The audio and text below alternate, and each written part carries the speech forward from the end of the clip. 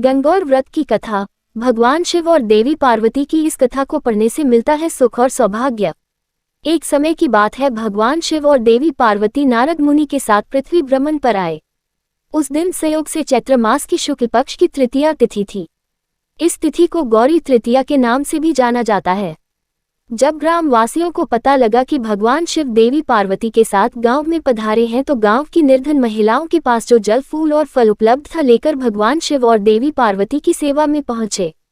देवी पार्वती और भगवान शंकर उन निर्धन महिलाओं की सेवा और भक्ति भाव से आनंदित हुए। देवी पार्वती ने उस समय अपने हाथों में जल लेकर उन निर्धन महिलाओं पर सुहाग रस छिड़क दिया। देवी पार्वती ने उन निर्धन महिलाओं से कहा कि तुम सभी का सुहाग अटल रहेगा। उन निर्धन महिलाओं के जाने के बाद उस गांव की धनी महिलाओं की टोली हाथों में विभिन्न प्रकार के पकवान सजाकर शिव पार्वती की सेवा में आई। देवी पार्वती की ओर देखकर भगवान शिव ने कहा कि तुमने तो सारा सुहाग रस निर्धन महिलाओं में बांट दिया है, अब इन्हें क्या दोगी? देवी पार्वती ने तब भगवान शंकर की ओर देखकर कहा कि उन निर्धन महिलाओं को मैंने ऊपरी सुहाग रस दिया है, इन धनी महिलाओं को मैं अपने समान सौभाग्य का आशीर्वाद दूंगी।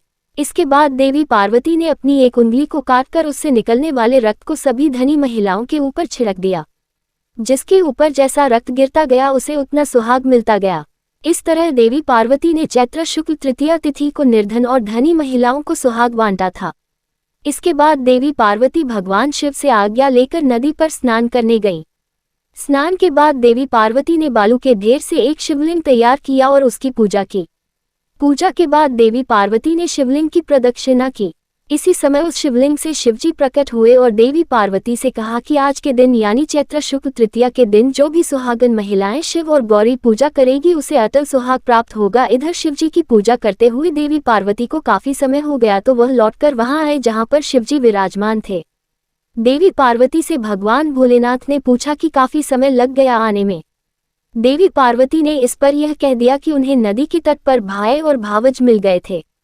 उन्होंने दूध भात खिलाया। भगवान शिवजी समझ गए कि देवी पार्वती उन्हें बहला रही हैं। इस पर शिवजी ने भी कहा कि वह देवी पार्वती के भाई भावज से मिलेंगे और दूध भात खाएंगे। शिवजी देवी पार्वती और नारद जी के साथ नदी तट की ओर चल पड़े।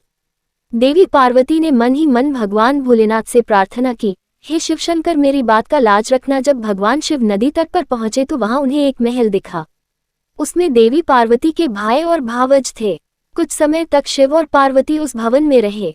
फिर देवी पार्वती ने भगवान शिव से कैलाश चलने की जिद की, लेकिन शिवजी जाना नहीं चाह रहे थे, तो देवी पार्वती अकेले ही वहां से विदा हो गई। इस पर भगवान शिव को भी देवी पार्वती के साथ जाना पड़ा। अचानक से भगवान शिव ने कहा कि उनकी तो माला वही भवन में रह गई है। नारद जी को शिवजी ने माला लेने के लिए भेजा। नारद जी जब नदी तट पर पहुंचे तो वहां न तो भवन था, न देवी पार्वती के भाई भावज थे। उन्हें एक पेड़ पर भगवान शिव का माला लटका मिला। नारद जी माला लेकर शिवजी के पास गए और माला देकर बोले, प्रभु ये कैसी माया है, जब मैं माला लेने गया तो वहां पर भवन नहीं था, बस जंगल ही जंगल था, एक पेड़ पर माला लटका मिला। इस पर शिव पार्वती मुस्कुराए और बोले कि यह सब तो देवी पार्वती की माया थी।